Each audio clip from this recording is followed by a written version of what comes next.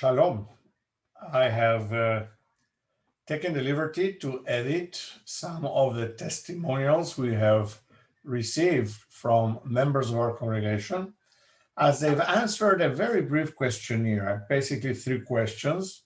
But most important of the three is how has the synagogue impacted your life during the year of pandemic and what do you look forward to? I think for us to share some of these views and reactions today is a helpful exercise as a board meeting is a place to evaluate and to look forward as to what is a priority for our congregation moving towards the months ahead. I've gotten permission from our members to use some of their words, as you will see, in anticipation of a larger documentary I'm preparing for the next couple of weeks about the effects of the pandemic on those who I interviewed at the beginning and how they react a year thereafter. This is just a small aperitif, a small sampling of what I had to say, particularly about the effectiveness of our congregation. I hope you enjoy, but most importantly, I hope you get inspired by their words. What role did the congregations, whether it's your home congregation or us here, what role did we play in your life during the last year, and what would you like it to be going forward? You know, I will tell you that it's been said before. It's been said on Zoom. Hopefully, it's been said in person. You were amazing, Rabbi. I can't thank you enough for staying in touch because too often we lose touch with our spiritual leader and with each other. The quality of the various meetings you had beyond the lunch and learns, it was so many other worthwhile things that we could share. I never thought I'd be able to be present during a high holiday service and actually get an aliyah because, as you know, we normally don't come down till middle of December. So right. To be able to share with my congregation in Florida a high holiday service with your wisdom and sermon, as well as sharing with all of them and actually having a remote virtual aliyah was such a joy. That's a very easy question to answer. And it's because we are seasonal here in Naples. Before COVID, when we were back in the Chicago area, we had very, very little, virtually no contact with Beth Tikva, just the emails and mailings that we would get. And of course, that changed completely during COVID because of Zoom and because of what you and the synagogue have been able to do.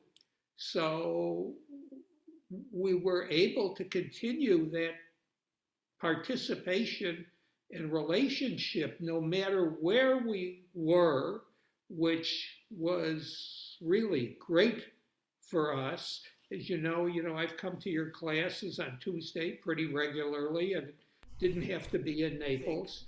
I can't think other than that, for our little synagogue with the few members that we have, I can't think of a synagogue that is more active in terms of speeches, programs. I can't believe you do all that.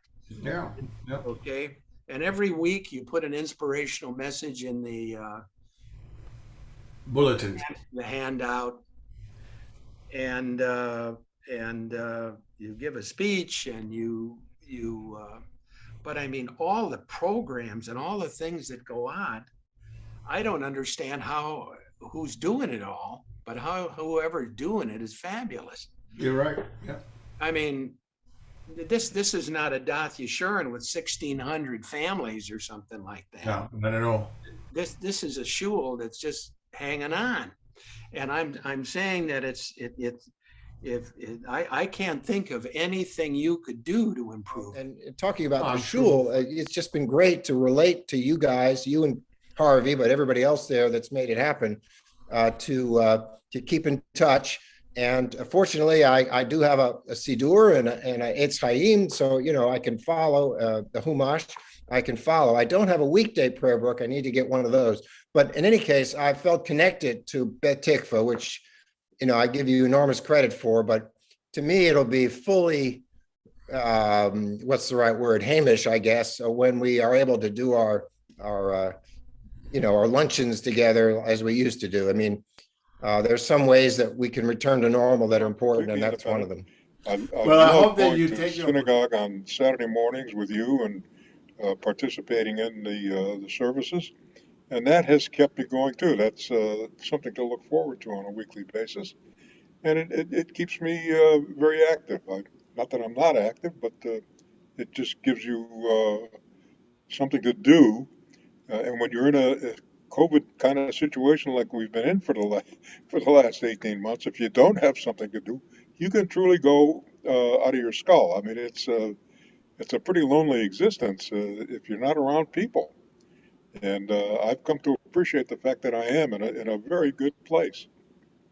Well, I was very fortunate to have been asked by Rosalie and Jay to join them along with Stacy Baum and participate in the Jewish Film Festival. So from Minneapolis, wherever I was connected via Zoom to you and the co-presidents and everyone on the committee for the film festival. And then once we got comfortable, I was meeting in person safely with Rosalie, Jay, and Stacy. And it was just in the name of this fundraiser, this wonderful fundraiser for Beth Tikva, we created these gifts for the people who were our primary sponsors for the film festival.